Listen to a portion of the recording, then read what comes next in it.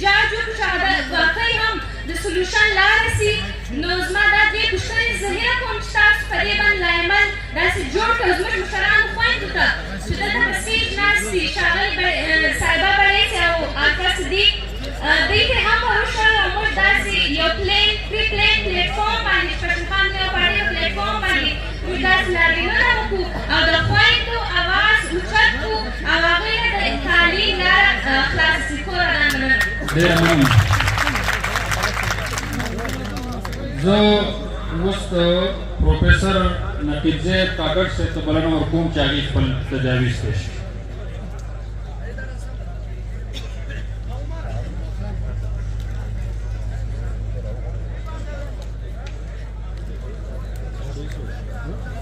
روشن بڑی بسم الله الرحمن الرحیم. لکه څنګه چې تاسو ته معلومه ده چې موږ جنوبي پښتونخوا چې د بلوڅانو پښتنو یو مشترکه صوبه ده نو دلته موږ همیشه د ورورولۍ خبره کوو. موږ مشران څه همیشه اورېدلي دي.